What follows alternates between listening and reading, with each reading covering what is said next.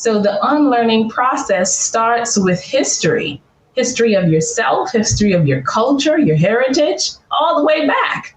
And we don't know everything. We are not going to always have all the answers. But I am of the belief that if there's something in the history that has been traumatic, that has been negative, I have to find a way to make it mean something positive for me. I can't be held to that shackle in the past anymore. I have to be able to find a way to make that experience mean something for me so that I can move forward.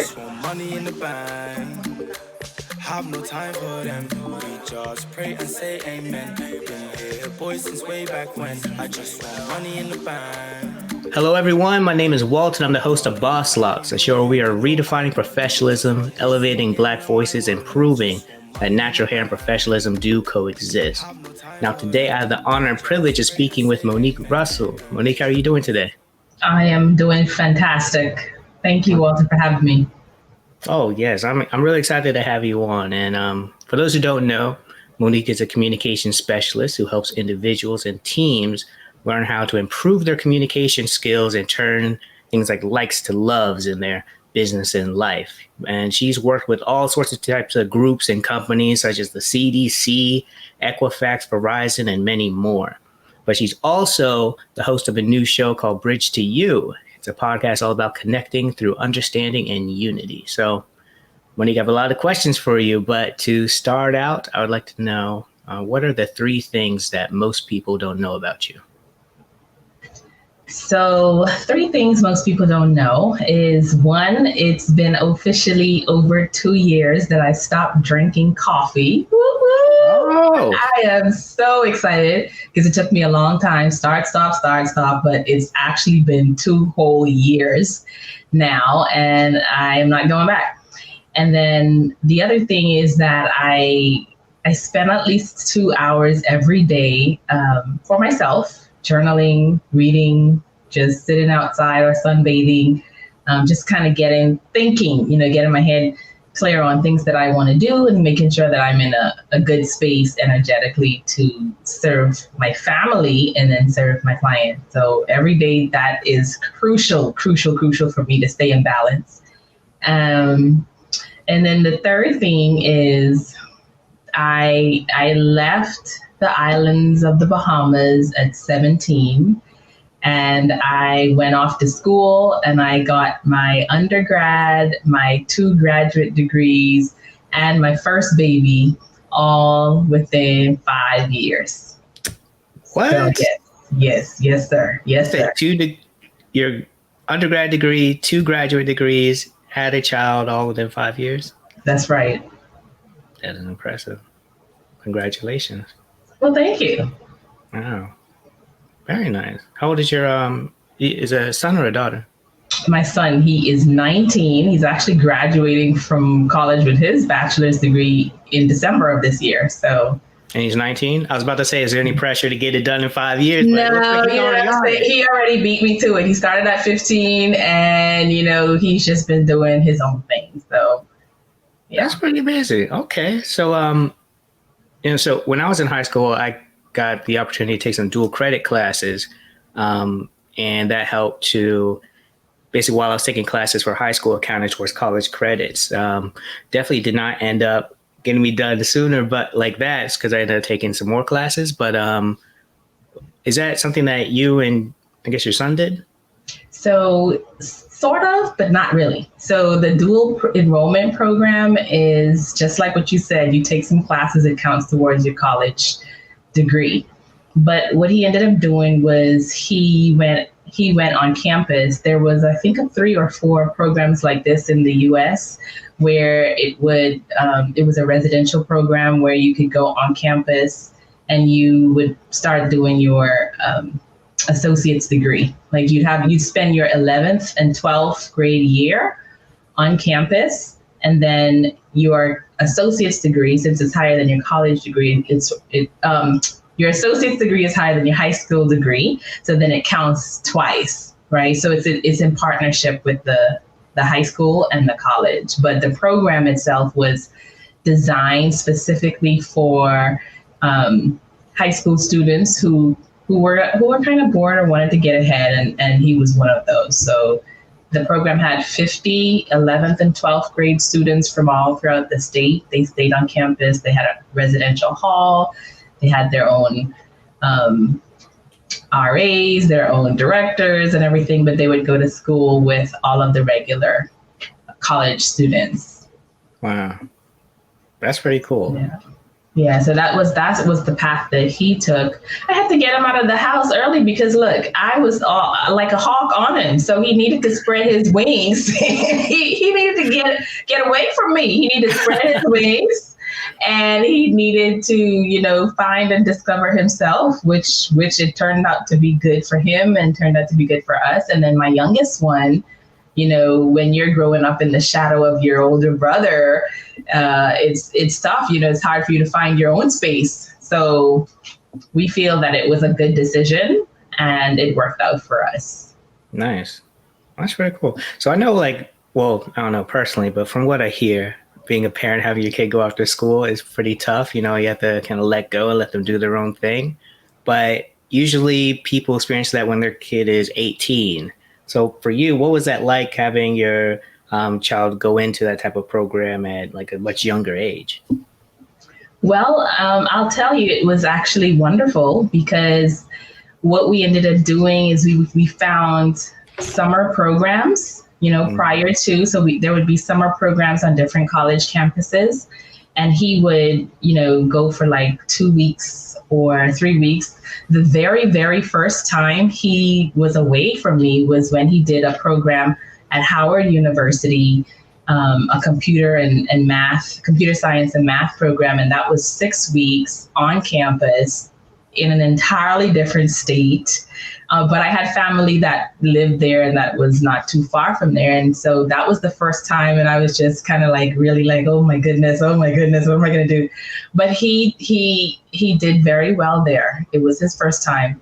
And then when we started to plan for him to go for his 11th and 12th grade, I actually felt really comfortable because in my mind, it was almost like testing before you buy. You had an entire program set up, an entire executive director, a school counselor, program set up for this group of 50 students on the college campus. So it's okay, you get to go and see how you could handle this situation away from home, sort of test it out. And, when it's time for you to really fully integrate, we have an idea of, how you could manage or maneuver, as opposed to, finishing high school, sending you off, and there ain't nobody you could call. Okay. You send them off to college, they're on their own 100%. There's nobody that you can call, no director saying, hey, what's going on? They had curfew. I mean, you really couldn't get better than that. So I felt really pleased about the whole experience. And to be honest, a lot of students, you can see they struggle in programs like that because either one, they are single, the only child.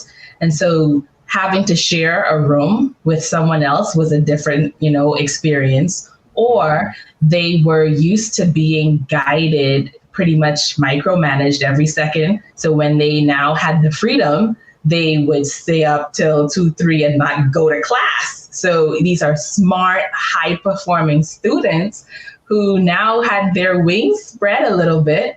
And then they had to figure out how are they going to use their newfound freedom. And then you had some students who just got into the wrong thing, and they either didn't finish the program, or it was too stressful or overwhelming, or they got into the wrong crowd, or whatever have you. So I still feel like having that experience where you're able to go and test it out, you want to see how your child is going to perform it in a sort of semi-protected environment without you. So for me, I think it worked well. Nice. Yeah, that's pretty awesome.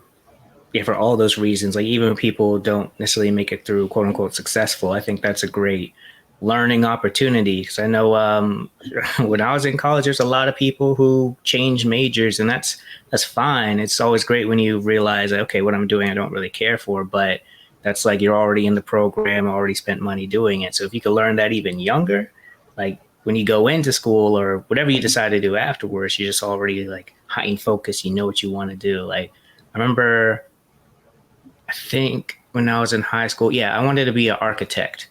And my mom, she had a school, and one of the parents was an architect in Charleston at a really nice firm. So I got to shadow him for a week, and I quickly learned that, this is really cool, but it's not for you. I do not want to do it. One, I had to study math a lot. Math was definitely my worst subject in school at that time. So that was not for me, but it was really cool because I got to learn all the different pieces, like the people who build the blueprint, designing the interior design and everything, and also got to sit in on an interview. I remember at the end of the interview, the guy turned to me like, "Well, do you have any questions for him?" I was like, no, I think you got it. So cool. I really got to see everything. It sounds like, that program's like another example of it, to be able to put you in something where you actually are learning and advancing, but you kind of get to test the waters out, like you said. Mm-hmm. Yeah, I think so. I think it's great. You want the kids to fail fast. You want them to fail fast and fail when they are close to you, as opposed to going way off and failing and have no support through that failing process. So that's how I feel. Expose them to as many things as possible. You can only learn from it. So that's my viewpoint. I like that. And speaking of failures and lessons learned, I think so this year's been just insane in every way possible. And I think we've been looking at like a lot of L's, but I've also seen a lot of people who really found growth, like including myself. Like this launched because 2020 messed some things up, and I just realized, okay, let me just go ahead and launch it. So I'm wondering, in your life this year, what have been some wins and lessons learned? So I feel like 2020 has just accelerated so much in so many different areas.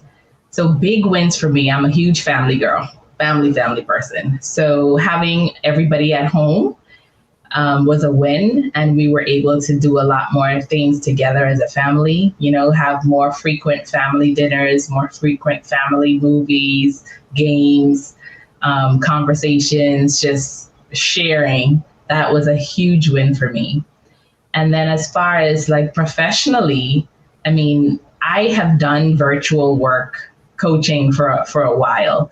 But as far as the training, the in-person training and the in-person speaking, I pretty much would do most of that. And a lot of my appointments got postponed or canceled.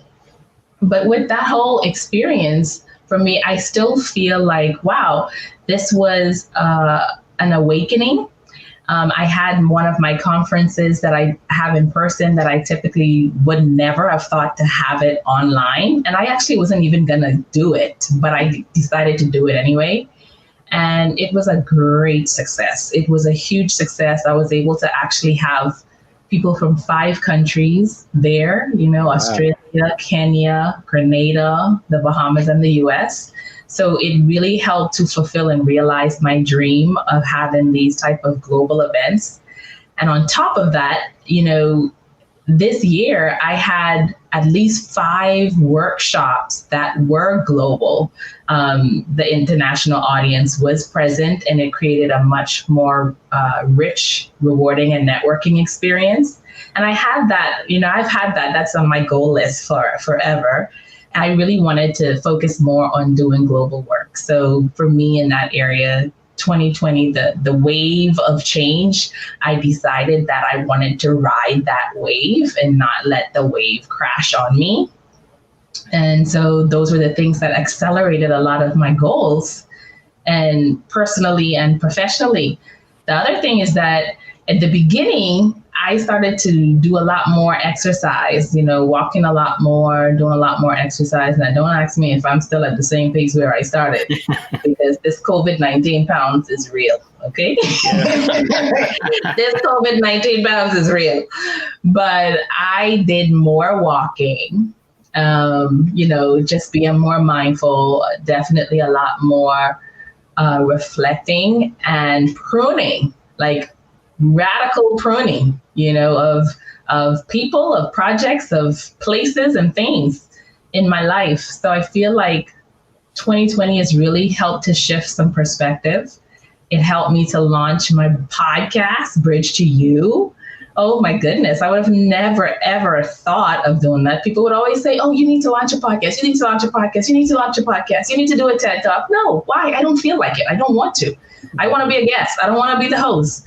But this helped me to connect with a mission that's greater than me. And that's the driving force behind it. So that helped to just push out another baby inside of me. And it feels really good when you have a goal and you have a desire or a vision and you birth it. So yeah, this for me, it's definitely been an acceleration point in the midst of everything. So I tend to see myself as an optimist, and that's what I choose to focus my energy on. With that said, there's obviously been a lot of devastation, but I don't need to talk about it because there's no shortage of people talking about devastation. So I'll leave that for them, and I'll focus on the positives. Mm-hmm. How do you remain optimistic in these times? Because sometimes it feels like a never-ending just flow of just like tragic things, from George Floyd to just everyone, from the cops murder shootings, just everything that's happening in the political area and how these certain laws affect different things in life, just COVID, people losing their jobs. Like how do you remain optimistic in all of this? So I will say that there definitely are periods, especially in the beginning of the whole pandemic, where it felt really, really heavy. And I mean heavy. It just was like, wow, there's just so much going on. My clients, some of them have lost family members from COVID, just a lot going on, as you have already shared. For me, when I think about remaining positive and optimistic, I have a connection within myself and an understanding within myself that there's only so much I can do.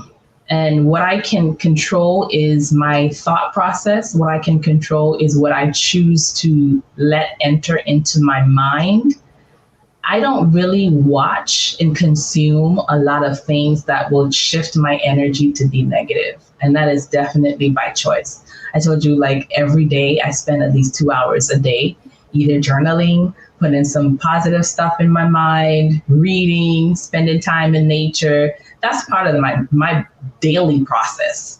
And I mean, it works, sitting in the sun, that gives you some really good feelings, get your endorphins going, looking at nature, spending time in nature, processing your emotions, processing the things that you feel. I definitely increased my sessions weekly in the beginning of this pandemic with my therapist, which was so amazing because there was just so much coming all at once. And I feel like in order to remain optimistic and positive in the situation, you have to choose what you're going to focus on. It's not like you're putting your head in the sand, but you're not staying in a place where if all you're consuming is all the negative things that are happening. I mean, what do you expect? You have no choice but to feel like crap all the time because you're putting that stuff in there. You have to block it off. It's okay. It's okay to block it off and make sure that you choose things that will feed your soul, things that will, help you feel inspired and grateful and joyful about all things Black and beautiful, Black joy, Black art, Black culture, Black movies. Learn about the continent of Africa. Look at the positive things on YouTube about Africa. These are things that'll help you regulate and balance your emotions so that you're not at the mercy of what's going on around you in your environment. Being able to have emotional intelligence and manage your emotions is not the absence of chaos around you. It's being able to maintain focus and see through the darkness, see through the chaos, because the chaos is always going to be there. But if you stay looking to the left and the right at the chaos, then you're going to be at the mercy of the chaos. I love that. That's wonderful. It's so beautifully put as well. Yeah. Very interesting. Yeah, I think I can definitely see how that spending 2 hours to yourself helps with that. I know I definitely have been just realized I've had to just pull away from social media. And sometimes you feel like you have to be in it so you can comment on it and speak on it. But I mean, earlier you did mention, there's a lot of people already speaking on it. So like you feel like you don't really need to, because there is enough people putting that energy force to pushing that change. So that doesn't necessarily have to be like your priority in approaching all of these things. Does that sound about right? Yeah, I feel like everybody has a part to play in progress. So there are people, everybody has a part to play, and every part is valuable, just like the body, right? You got your hand, you got your feet, you got your eyes. Every part is valuable, and every part has a different purpose or function. Some of us will be in the street protesting. Some of us will be focusing on change in the narrative, creating positive outlets. Some of us will be focusing on meditation and healing and wellness. Some of us will be focused on poetry and art and using those platforms or voices to amplify the movement and make progress. And no one outlet or method is better than the other. So it's all a part of it. And for those that have their voice, the power in their voice right now, if they have that power, they should use that power. And if they don't feel like they have that, because nothing is going to be sustainable forever and ever, you sometimes have to use your voice, and then you feel like you need to recharge and you retreat. And then that's when someone else picks up the baton for you. And then they feel empowered, and they use their voice and they continue the conversation. So it's not just a one person, one thing, one way, one method, one delivery movement. Everybody has a part to play. You just got to know your own part and be okay with not being pressured or sucked into someone else's part because they feel that the way they're doing it is the only way and it's the right way. You got to see the picture from the whole.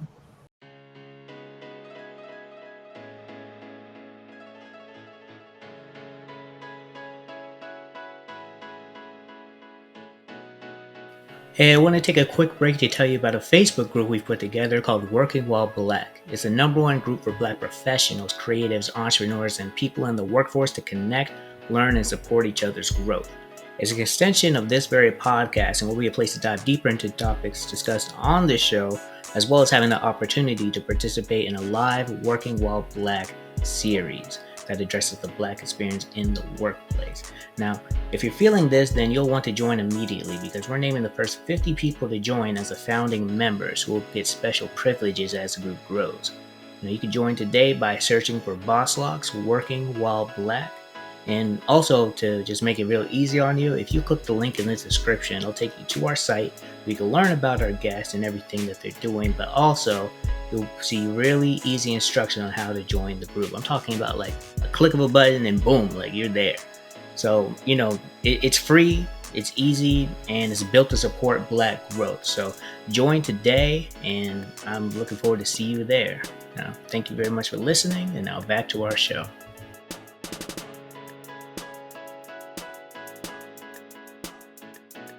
I want to go back to something you mentioned about learning more about Africa. Because I think that just like with the passing of, I was about to call him T'Challa. The passing of Chadwick Boseman, you just go back to thinking about Wakanda, or Black Panther and Wakanda and what that movie meant. Because it wasn't even just about Black Panther, but it just did so much more to take all like the beauty and the culture from all these different places in Africa to create something special. And you mentioned that you spent some time in Nigeria. So I'm wondering from kind of your perspective, like or actually, let me back up a little bit more. when in your life were you spending time in Nigeria? Well, I'm half Nigerian. So my dad is from Nigeria. My mom's from the Bahamas, even though I grew up in the Bahamas. And I came back in January from a trip this year. Oh, nice. And I had planned to go back, but hey, COVID stopped us. So who knows? But I am definitely looking forward to going back and being of service and doing more work. And definitely, I think I told one of my friends yesterday, I was like, look, out of the 55 countries in Africa, my next goal is to at least visit half, right? So I want to be able to visit at least half of the countries because they all have their own rich beauty. And you have to understand that what you see in the media is not the true reflection of what the continent is about. In fact, there's a YouTuber, a really famous YouTuber, Wode Maya. You can check him out on YouTube and you'll get to see a glimpse of some of the beauty in the other countries in Africa. So it's inspiring.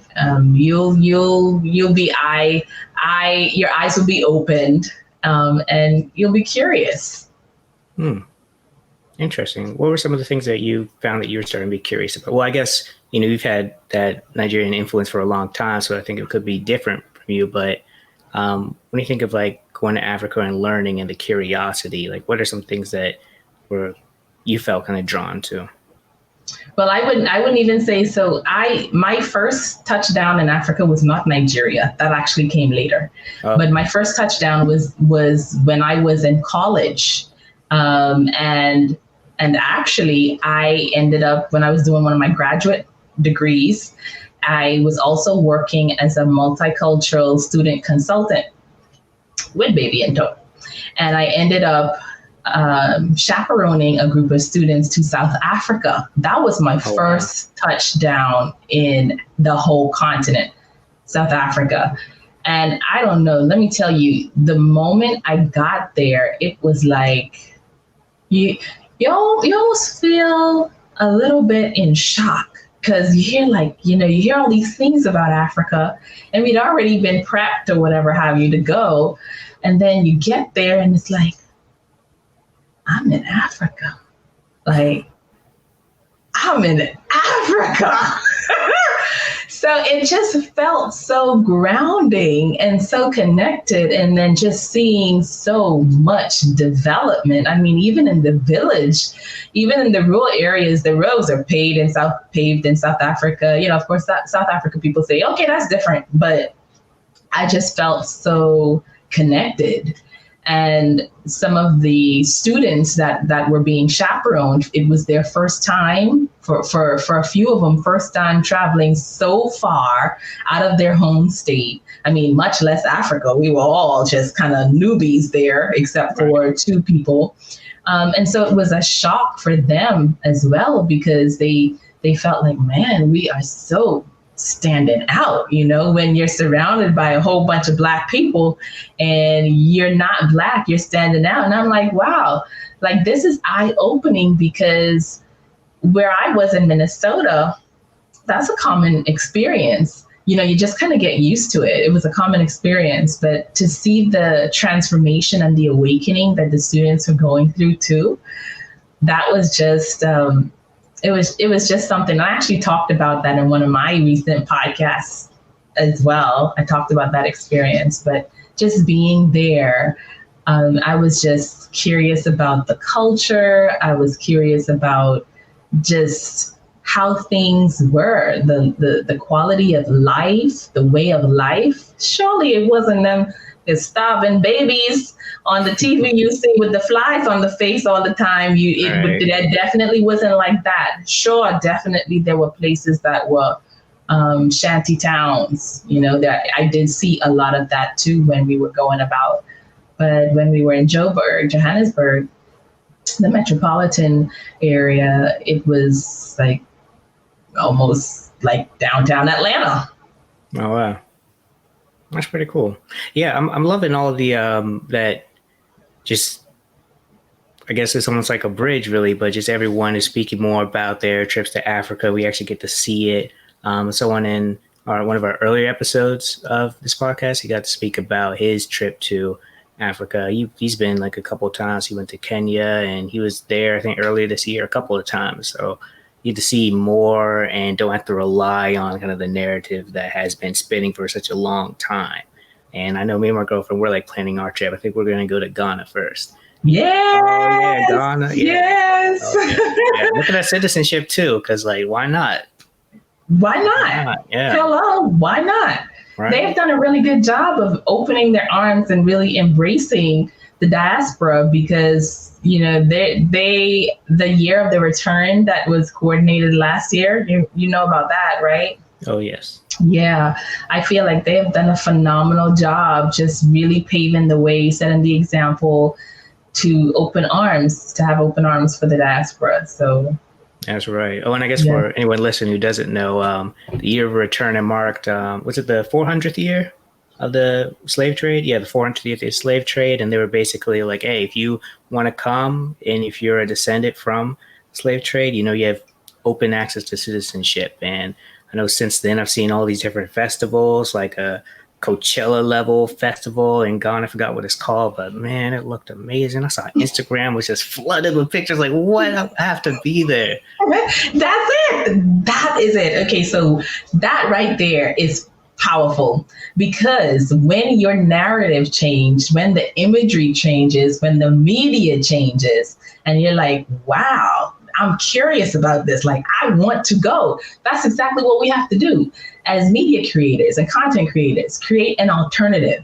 Instead of fighting the old narrative, we create the new narrative. Create the new narrative. I like that. Yeah, exactly right. So, and that's another thing that I like about your podcast, A Bridge to You, because you're taking people from these different places and coming together and unifying everyone. And it is almost like you're bringing their perspectives to light to help other people and not just like other people, but like everyone kind of understand everyone's point of view and come together to create something new. So you mentioned that this podcast wasn't something you initially wanted to do. We kind of were led into it. So I'm kind of curious to hear a little bit more about kind of what inspired you to start it and the direction that you want to take it. Yeah, so I felt like, so for my own journey of going through, you know, coaching, therapy, self-awareness, like positive infusion, and just being able to love myself, just really looking at the things in my own history, my own past, and seeing how those behaviors and things, beliefs, the things that I think about things and how I approach things, where they came from and how they influence how I interact and show up in the world. My own personal journey has allowed me to have so much compassion and so much grace and love for humanity, people on the whole. So it's not a place of where I feel connected because, you know, you've made it to the top of your career ladder, or you have a write up in Forbes, or in fact, I really don't care about any of those. Those don't impress me at all. But I do know they are essential for marketing. But because of my own journey, and I see the way that it has allowed me to connect with other people. And then in my work, in my coaching work, I see that the outcome and the results of people getting firm and having love for themselves now create a better interpersonal relationship and communication. I felt like I wanted this podcast to be a catalyst or an outlet for people to see the stories, to see and hear the stories of people who have gone through their own transformation. Because I would often hear, you know, the regurgitated narrative. Black people don't get along. Black people don't support each other. Black people don't get together. Black people don't this. Black people don't that. And I'm like, I know a lot of Black people that don't think like that. And I didn't know a lot of Black people that didn't think like that when I didn't think like that. You know, when I was in that space where I felt like, yeah, Black people just don't want to do this. In fact, I had a coach tell me, my clients, I should work with Black women. I was like, I ain't working with them. They angry, they mad, they don't want to pay. call it as foolishness. But as I went through my own process, I started to see things differently. I started to attract those people that my coach was able to say, this is the folks that you're going to be working with. So I just wanted to create this platform for people to share their stories. We're not doing this traditional teaching form where we need to get together. We need to love each other. We need to. We're not teaching from a traditional model of what needs to be done, but we are teaching and inspiring through the lived stories of these individuals, because they thought one way, but something happened, some awakening happened, something transpired, and they now think a different way in terms of Black unity and Black love worldwide. So through their stories, the listeners will be curious, just like you were curious about going to Ghana. They'll be curious and they'll be interested and excited to learn more about how they could go on their own transformational journey, and then allow them to have so much more opportunities and so much deeper and rich connection when they're not having so much division externally, because that external is just a reflection of the internal.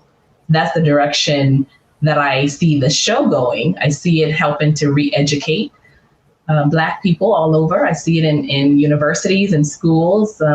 I see it conversations about different episodes happening all over. That's the direction that I see it. I love that. I think, and I'm glad you shared kind of your own personal story and process of unlearning, because part of this show is to empower people. It's also to prove to the world that, Black people can coexist in your spaces and our spaces as professional as can be without changing ourselves. But it's also an opportunity for Black people to unlearn things that they've been taught or developed over time. And I really liked you sharing your story about initially thinking like, I don't necessarily want to work with Black people, but you realize shortly afterwards, okay, this is actually something kind of internal that you have to work through. And here you are creating spaces for Black people. Can you talk a little bit more about kind of that process of unlearning? So I believe that you have to understand your history. You have to look at yourself as a project. You have to put yourself on the operating table, and you have to understand everything about yourself from beginning to end as much as you can. And 9 times out of 10, you can't do that on your own. You're going to need somebody who's a facilitated guide, a skilled professional to help you make sense of, and you come up with your own meaning of the things that you discover when you're on that operating table. I hear a lot of times people say, don't worry about the past, look to the future, forward, forward, forward, forward, forward, forward. But that's a trap. That is a trap. And it's a trap because if you're always looking forward and you don't have any data about how you operated in the past, you cannot make better decisions in the future. You don't have an understanding or a big picture view of really what direction you're headed and why you feel the things you feel and do the things you do. It's almost like you're packing or you're hiking, and there's this mountainous valley area, and you can go up to the top of a hill or a mountain, and you can kind of look down and see, okay, this path has a river that I may need to, cross. But if I go to the left and turn around to the right, I can go across that point without crossing the river. So taking a little higher view and an overall view at the top to really see, okay, what do I need to know about myself? It'll help you so that when you start hiking, let's say if you don't look at that view, you just start walking. I'm just moving forward. I know the direction that I'm going. I'm moving forward. Now you come to the river, and you may have, your river shoes, but you don't know that there's some crocodiles in there. So you got to go back. You got to go back and then find a different path. So you may get there. It's just going to take you longer, as opposed to going up to the top of that mountain, taking a bird's eye view and charting a path and a course that's better for you to move forward in the future. So I feel like you have to look back at your past, your genealogy, your history, the patterns within your family, the things that pass down generationally, so that you can see if you're operating from the default behavior or if your beliefs have been influenced by something that's no longer applicable to you. Maybe you used to think that, you know what, well, men's supposed to just do the work and women are to do all the cleaning. Maybe you had that belief. And there's nothing wrong with that. But maybe now where you are, you're still operating from that belief, but it's no longer serving you. So you look at that, okay, why did I believe that? Well, because when I was growing up, this was the situation and it worked out best. But well, that's not really for me right now. I choose to integrate a new belief that will help you now move forward and have a better experience in your relationship, in your connections, in your career, in your life. So the unlearning process starts with history of yourself, history of your culture, your heritage, all the way back. And we don't know everything. We are not going to always have all the answers. But I am of the belief that if there's something in the history that has been traumatic, that has been negative, I have to find a way to make it mean something positive for me. I can't be held to that shackle in the past anymore. I have to be able to find a way to make that experience mean something for me so that I can move forward. Interesting. Very beautifully worded. I like that. Do you feel as though, I like what you said about like, we don't know everything. So, and I think sometimes when we do have that mindset, and sometimes we don't even realize we have it, we approach things, we'll start learning about something, but we might not go as far as we need to. And I know I don't know if it was last year I took this course about racial equity. And like some of these things, these topics are familiar. I think a lot of Black people are familiar with discrimination and everything, but they took it back farther and deeper than I never would have thought to take it there. So I'm curious, because you briefly mentioned it before, but do you think that our process of unlearning and going back history, is it better to do it independently, learning on our own, or follow like a guided process? So it is blended. And just from, my mom's a teacher. I come from a long family of teachers and I love teaching. That's part of my gifting too. And so it's a blended process. There's some things that we're going to learn on our own, and there's some things we're going to learn in community. And I like to look at it sort of like nature. We can see it in nature, that when you're growing up, there are certain things that on your own, you will learn. You learn on your own, and then you learn as a community. So I feel like the whole unlearning process, there are certain things that your experiences are unique to you. So you could be in the same family of 5 siblings, all growing up in the same household, and each having a different experience of what happened in that household. Your experience is unique to you, and it's valid. However you choose to see it, it's valid, it's unique to you. So you have to go through a process on your own.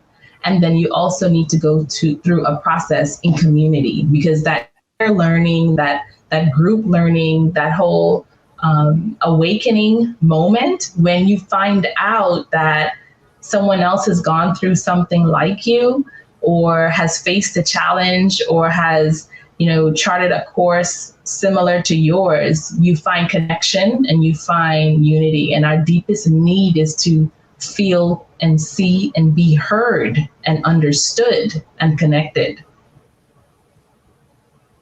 I see that. I like that answer a lot as well. Interesting. Yeah, that's really cool.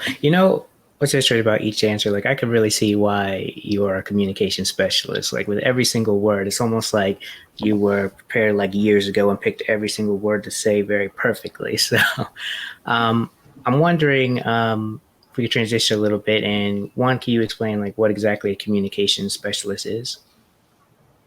Sure. So, and it's so funny you say that, because I feel like every time I do a show or an event, someone's like, oh my God, you practice, you're trained. And I'm like, it's a gift. Yes, I do prepare. Yes, I do prepare, but it is a gift and it's a passion, and I am experienced. So a communication specialist is pretty much someone who helps you to use techniques, strategies, and tools that will help you communicate more effectively with yourself and other people.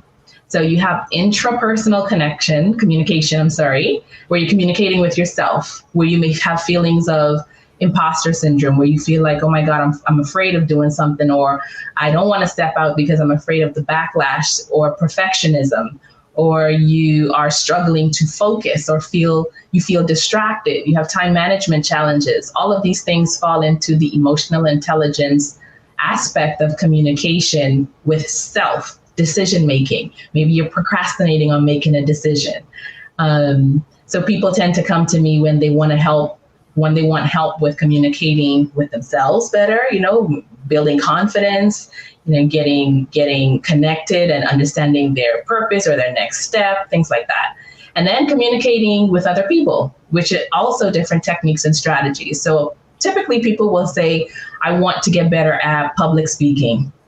I want to have more executive presence. I want to network more effectively.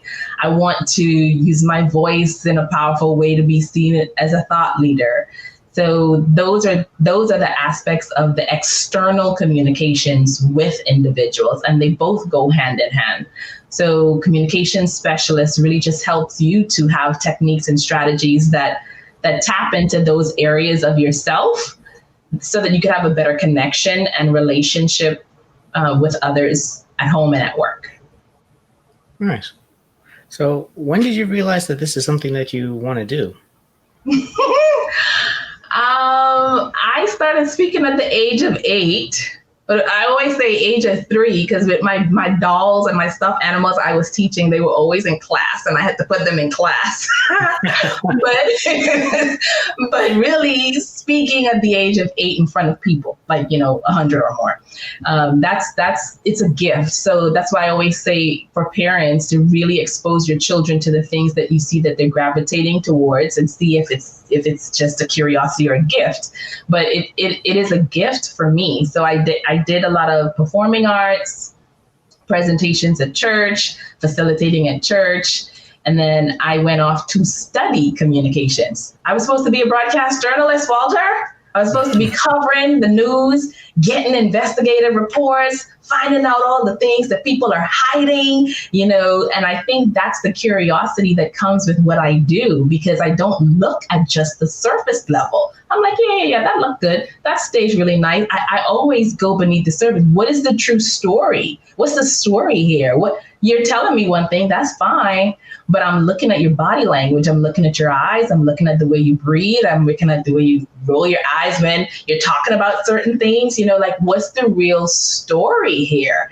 So I feel like the communications path was sort of embedded in me. I wanted to be on TV. I wanted to be an actress. I did a short stint as a journalist. And the short stint that I did, I was uncovering stories like illegal taxi hacking, which was way before Uber. It was like people just going to do taxi driving. And then, I was uncovering I remember I was uncovering a story about a physician who a patient in his care, a mental health patient in his care, was released and ended up committing suicide. And I was going after that story, why did this happen? What were you thinking? And, things like that, just going after the government stories in that short period. So for me, I feel like I lost that focus along the way of life. I lost that path, and it was not a straight line for me. And I didn't find a job in journalism. I didn't find a job in marketing and PR, the other degrees that I had, whatever they were offering me in journalism. I was like, oh, you crazy? I went to school for this. I have student loans for this. And you want to pay me, what, $15,000 a year? What? No, I could have not even gone to school. But the truth is, people in the media don't make a lot of money, especially if you're in a low market. Only if you're, you have some fame and notoriety, those things will be rewarding, but that's not really the case. You gain in popularity, but you don't really gain financially. So I started just doing what I needed to do and working where I needed to work in order to begin my career path. But when I relocated from California to Atlanta and I came across this women's empowerment group, Women Aspiring Together to Succeed, called WATS, I was introduced to a new way of goal setting, which was vision boarding. And actually, that's when I put my Locs on my vision board. And it just kind of helped me reconnect to the whole desires that were within me. And I started freelancing in everything under the sun communications, everything. But I learned from that there's some things I didn't like. I learned what I did like to do, but where I am today, I would say it's definitely been a journey. It's not been a straight line, but I have had a lot of lessons where I had to kind of, learn and pivot. And I'm just really grateful and blessed to be able to do what I love. And it's my gift. That is a blessing.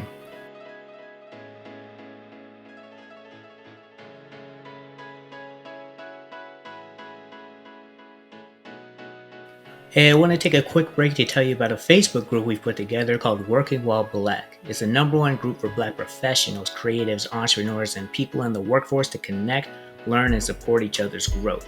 It's an extension of this very podcast and will be a place to dive deeper into topics discussed on this show, as well as having the opportunity to participate in a live Working While Black series that addresses the Black experience in the workplace.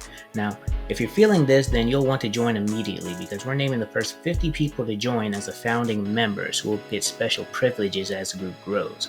Now, you can join today by searching for BossLocks Working While Black.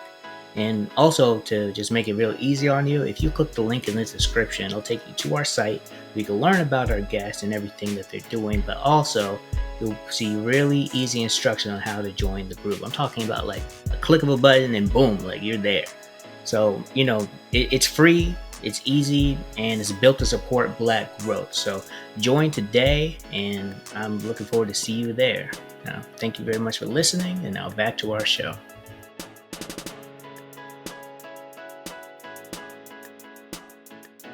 Found your gift. That's a very interesting journey. I love it. A lot of lessons learned there. Do you remember what else was on your vision board besides Locs? Oh my gosh. So I had definitely, I had two guys with Locs. They were two brothers. And it was like, there was a phrase under there that said messages in the music. Don't let your voice, let not the silence be unbroken. Actually, I have to find it for you because I still have it. It was two brothers. Let not the silence be unbroken. Then I had definitely like a wellness section on my board where I was in the islands on the cabana, and it talked about your savings and retirement. And then I had a bed and breakfast on the other side there. I had a very lush garden with a water fountain, garden filled with beautiful flowers and water fountain in the middle. I had quality versus quantity, just words right there. I had should you stay or should you go, which was at that time I was in my corporate role and I was like, so it was speaking out to me. It was speaking to me. Those are some of the things that I remember very vividly on that first board, in addition to my Locs. So, and then 3 months later after that board, I started my Loc journey. So, yeah. Nice. That's pretty cool. I remember before when we spoke, you were talking about some of what kind of built up to starting your Loc journey. So can you share a little bit about what inspired you to put it on the vision board? Oh, I don't even remember what we said, but I do know that before then, I used to look at a lot of people with their locks and just be in awe and admiration. Like, I really want to do that. I really want to do that. But if I take it all the way back, I do believe that, when I was in high school, I had a boyfriend who was a Rasta. Did I tell you this? Mm-hmm. Yeah, okay. I had a boyfriend who was a Rastafarian, and the Rastafarians believe in everything beautiful, everything black, black is beautiful. And him and his friends, they would always be affirming and edifying me with, just empress and daughter and this and all of that stuff. And I just felt like when I read Bob Marley's story and I really connected to his music, and then I saw like Lauryn Hill, and I saw how she was just brave, using her voice and expressing herself, her true self. I just felt like, wow, this is a symbol or a sign or element of strength. And so for me, the lock journey very much was not a fashion statement at all. It was sort of a journey to self, a connection to self. And ever since I did it, I just felt, I don't know, I felt strong. There's so much power and identity that goes into our hair. And for me, that journey was like, I'm coming out, guys, I'm coming out with the gates, coming out with everything swinging. It's now or never. Because I think you're afraid to do it because you don't know how you're going to be received. And you hear everybody around you saying you shouldn't do that, or that's not professional, nobody's going to hire you. But they've just been so conditioned with internalized oppression that when they see someone else trying to speak out and express their authentic self, it creates this instinctive reaction to try and want to protect, but it's really protecting out of fear. So, yeah. I love that. Yeah, I always look at that. Like a lot of the things that we're kind of taught not to do is really just our fears kind of projecting onto others. And while that's understandable, we definitely have to start acknowledging it more, speak on it.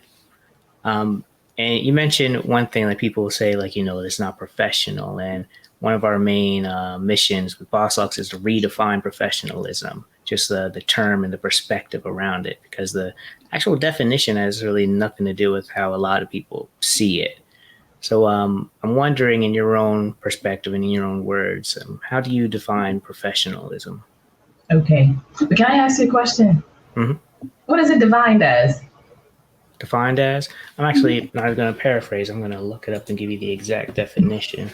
So while you're looking for that, I'll just tell you what I think it professional means. Because before, I actually had to sit and think about that question. I was like, what is professional? Because people tend to use it as a cover up for so many different things. And it can mean different things to different people. But to me, when I sat down and really thought about what that meant for me, I felt like professional means that you honor your word. Number one, like if you say you're going to do something, you're going to do it. And if you're not able to do it, you're going to say, I can't do it. Or you give people heads up ahead of time and you treat people the way that you want to be treated. You have respect for where you are in terms of, your work ethic and your commitment to yourself and your commitment to the things that you promise or say. And definitely, I think professionalism includes a lot of communication skills. So you got to understand the environments that you're in. You have to understand the cultures that you're around and be able to navigate successfully. It's not about, okay, this is me, this is where I am, and everybody needs to bow to me because that's it. No, you need to figure out where you are, because if you are in a different country and they speak a different language, you're not going to say, I speak English. You're going to find out what you need to say so you can connect and move the communication forward. So I think there is a fine line between the professionalism word and what people think and see and feel. So that's my viewpoint. I love it. Yeah. And to read off from Merriam-Webster, they say the definition of professionalism is the conduct, aims, or qualities that characterize or mark a profession or a professional person. And the second one is the following of a profession. So, yeah. But I think oftentimes when people say professionalism and professional, especially in like the workplace, they talk about how you look, how you dress, exactly how your hair is. In schools as well, you know, it's all these people you hear about getting suspended in America and also Jamaica for having locks and having them pass like their ears. Nonsense. They always lean back. They always use the word professional and what they perceive it to mean as their excuse and support to continue these like discriminatory practices. So, yeah. Mm-hmm. I loved your answer. So when you started your law, did you already have natural hair? Yeah, I had natural hair. I've been natural pretty much 90% of the time in my life. So I would have like braids or twists or I would put some weave in there. When I was in high school, I would go to the salon and get some weave in there. But when I don't remember how old I was when we were pressing or using perm to relax my hair, but I remember I wanted my hair to be longer, especially like my cousin's hair, and my hair would never grow past. I would perm it, wait till all the new growth come out, perm it, and I'd be like, my hair is here, right to my neck. You know, I just wanted it to hit my shoulders. For once, I wanted it to hit my shoulders so I could have that long hair too. And it never happened when I permed it.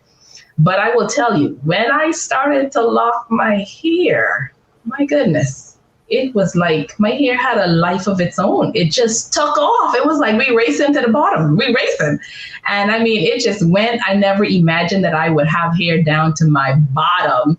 I cut my hair. It just grew so long and it was just so beautiful. So with it being locked, I guess, in natural form and growing the way it is, it just grows. I don't have to worry about it growing. It just grows.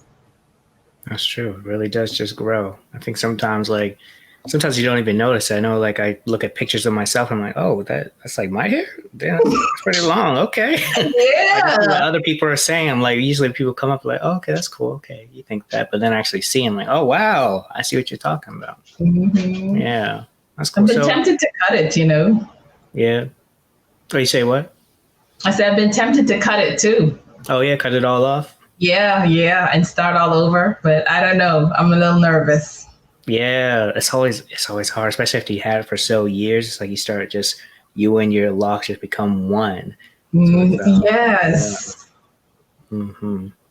All right, cool. So, when you started your lock journey, were you already in the corporate environment? Or no, you were actually, because on the vision board it's like leave. Yep.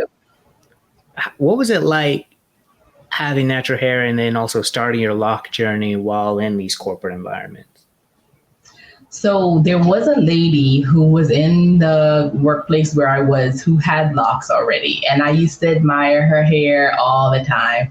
And I would say, oh, I wish I would have started, but I'm working here. And she's like, I'm working here too. And I'm like, yeah, that's right. And so she kind of encouraged me. She's like, here's my stylist number. Here's my style. You can start with twists. You can start with twists or whatever have you. And so I took it and I went and I started. And I felt like, this is going to be an interesting process. And it was. I just had to wait for it to lock on its own and start, doing what it would normally do.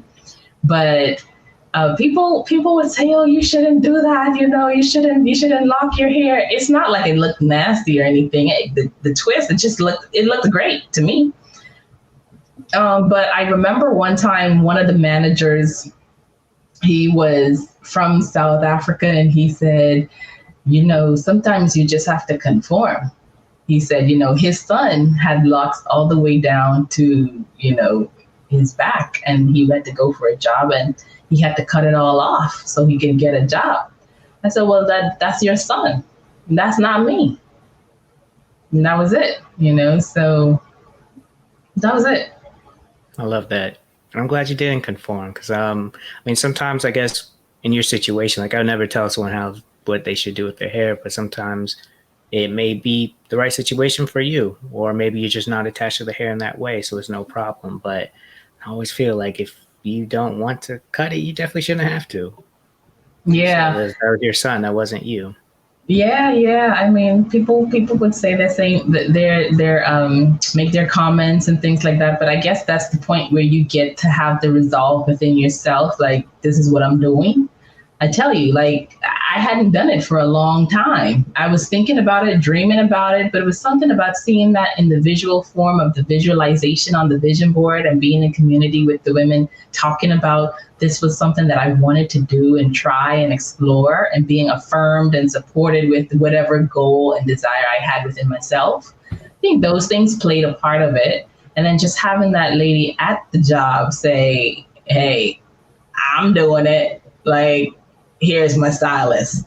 So that's amazing. Shout out to her. That's wonderful.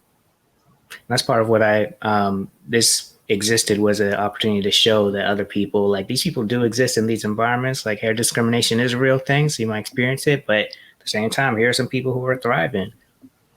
It is real. I mean, maybe I may have missed out on some opportunities to advance there because of it. Probably. Who knows for sure? Probably. But I still look back at everything and I think it all works out the way it's supposed to. So I don't have any regrets with my hair. I've had a lot of opportunities with my hair. So I'm still doing what I love. Wonderful. So and you already kind of touched on it a bit, but what's one thing that you would recommend to somebody who is thinking about starting Locs or thinking about going natural, but is having some concern, or is just uncomfortable with actually jumping for the natural hair journey? What? You know what I'm gonna say? Do it! Do it! Do it! Do it! What you waiting for? Do it! Do it! Do it! Just do it. I mean, what's the worst that could happen? Seriously, you could change it. What's the worst that could happen? But if you feel like going, I interviewed someone yesterday and she talked about, having the hair, wanting to have natural hair. And, years later, she just looked in the mirror one day and she was just like, you know what, I'm done with this. And she went to the hair salon, chopped everything off and started fresh, just started fresh. And that was the beginning of her embracing herself. And from that self-love, self-embrace, embracing gesture or action, now she started advocating for other people, connecting with other people, and seeing things differently. There's so much interconnection between our identity, how we see ourselves, and how we connect with other people. So I would say if you are on the fence, get off the fence, jump, and just, take that action and that step, because there's never going to be a right time or a perfect time to do it. And the truth is, you can always change. It's not permanent. You can change if you don't like it. That's true. That's very true. So I just took a look at my notes, and there was something I wrote down that you mentioned earlier on in the episode. I wanted to touch on before we moved on. But you mentioned that you had to do a lot of radical pruning during this year. Can you touch on how, what is that so what does it mean to you to do radical pruning? So one of the things I would say is I would definitely just take a look at my interactions. So I tell you, people, places, things, projects. I would just look at those categories. I'd take my phone, I would take my WhatsApp. I would look at groups that I was already in. Is this group giving me life? Am I giving it life? Can I give it life in the future? Is it pouring in or is it draining? How do I feel energetically with this? And if it was not, I would just remove myself from the group, remove myself from the WhatsApps, remove whatever. I'd look through my text messages. Who am I connecting with? Who am I interacting with? And just remove them. I look at my emails. This is where you're getting into that whole history as well, right? So we talked a little bit about the whole history and understanding your past so you can make better decisions in the future. The same thing applies. So you look at your interactions and engagement. Stop you really quick. The internet just kind of went out, so I'm sorry, I missed like a good chunk of what you said. So if you don't mind going back, can you explain like what exactly does a radical pruning mean to you? Oh, fantastic! Absolutely. So when I say that, I just look at the people, places, the projects, the things that I'm involved in. And I look at my phone contact list, my messages, my WhatsApp groups, my online groups, memberships that I have in-person memberships that I have, emails, different projects. And I look and I say, is this affirming to me? Can I give life to this group? Am I giving life to this group? Is it giving me life? Do I feel excited or do I feel stressed or obligated or drained? And if I'm not giving life, if it's not giving me life, or if there's nowhere in the future that I see that life exchange or that energy exchange happening, just remove myself from those groups. I cancel those memberships or subscriptions. Get that energy out of my environment. I remember there was one WhatsApp group that I was in, and I was just in it because I felt like, it's kind of obligation. And I wasn't really active in the group. Every so often the group would chime and go off or whatever have you, but I wasn't really active in the group.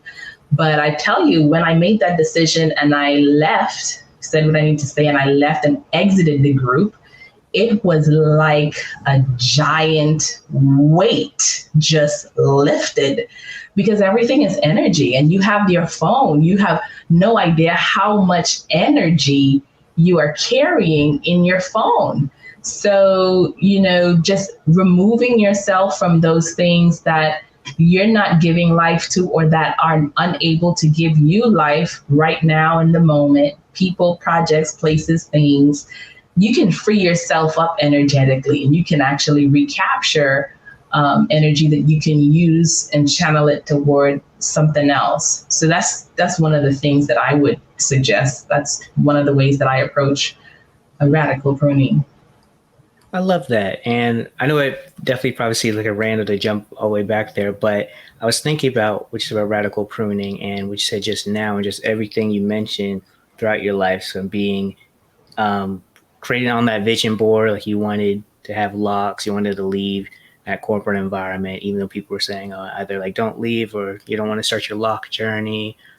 Just everything you're saying about communicating, connecting to different places in Africa, like all these different things. Sometimes you have to sit down and do some real radical pruning, and all the advice you're getting from outside about natural hair, your personal life, your professional, your career journey, just all of that really takes a lot of radical pruning to make sure you're staying true to what you want to do and are also unlearning all that negativity in the past. So I wanted to go back and touch on that and loved everything you said. That's some very good practical advice, like from your phone, the different groups you're in, because you're right, like different like WhatsApp group chats, Facebook groups, it can be draining if you're not in the right place for it. So thank you very much for touching on that. You're welcome. All right. Now, one other question I had about your hair and your perspective on it. Do you consider your Locs a hairstyle or a lifestyle? A lifestyle. Definitely. This ain't no fashion statement. A lifestyle, it's part of me. So, but again, I feel like my Locs are, my youngest son, he has only seen me with Locs. So he doesn't know what I look like without Locs. It's a part of who I am, but I don't feel like I'm married to it. I know that if I do cut it, I will feel some loss. I will feel like, oh my gosh, I think the first time I cut it, I cried. I cried. But, it's hair. It's an extension of who we are. And you know this. You can learn a lot about yourself from your hair, about what's going on inside you from your hair. So very true. Oh yeah, I like to tell people, like, everything I do professionally, my personal growth and my natural hair growth is all connected. I mean, this very podcast came from me trying to figure out how I could continue to grow my hair and advance in my career, even just get a job interview without having to cut. So it is all intertwined together. And it's definitely been a journey of growth and learning. So yeah, you're definitely on it. It doesn't stop if you cut it. Sure. Exactly. Like India Ari said, I am not my hair. Right. Yeah. I am not the skin. Mm-hmm. Should be someone interesting to have on the show. But yeah. All right. Well, Monique, you've given us a lot. My notebook is full, and we definitely have to have like a masterclass with you hosting it one day, just a communication specialist, because just that internal side. I think we always want that external, to be able to be like a master public speaker. But from what you said, I'm understanding that doesn't happen without doing that internal work. So thank you very much for sharing all of that. I think we have a lot to learn, but before we go, is there anything that you wanted to touch on or speak to? No, I'm just encouraging your audience, if they are on the fence, to just do it. It's never a right time, never a good time. And, there's something out there for you. If you are facing closed doors or rejection or backlash because of your hair, know that there is something out there for you. So just have that in your mind so that you don't feel like, oh, I'm just losing everywhere. You're already winning. You're winning with self first. And that's the first race you have to win. Everything else is just extra. Oh, love that. Winning with self. Nice. Well, how can everyone find you? You can find me online at clearcommunicationsolutions.com. or on my social media platforms, LinkedIn, Clear Communication Coach, Monique Russell, Facebook, Clear Communication Coach, Instagram, Clear Communication Coach, just anywhere, Clear Communication Coach. Just Google Monique, Clear Communication Coach. I'll come up on Google. Definitely will, yeah. And I love following you on LinkedIn too. You have all these different lessons and events coming up. I'm excited to continue to follow everything. Thank you so much. Yes. It's been a pleasure. I just want money in the bank. Have no time for them. We just pray and say amen. Been here, boys, since way back when. I just want money in the bank. That is a wrap. Thank you so much for listening to today's episode. It's BossLocks, where we are redefining professionalism and proving that natural hair and professionalism do coexist. Now, if you like today's episode and want to learn more about our guests, go ahead and visit www.BossLocks.org. You could also click the link in the description. It'll take you right to the episode page where you can see all the different links and places to learn and connect with our guests. And while you're there, make sure you subscribe to our newsletter, which is the best place to get direct messages from me to you. And we'll always continue to announce things through this podcast, but you'll be able to get more information about everything happening outside of the podcast. Once again, thank you for listening. My name is Walt, and I will see you next time.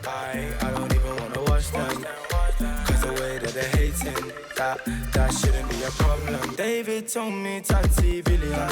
Out this world, I want other Williams. Not Serena, I'm talking about the skinny one. Money in the bank. Money in the bank. I just want money in the bank. Money in the bank. I just want money in the bank. Money in the bank. I just want money in the bank.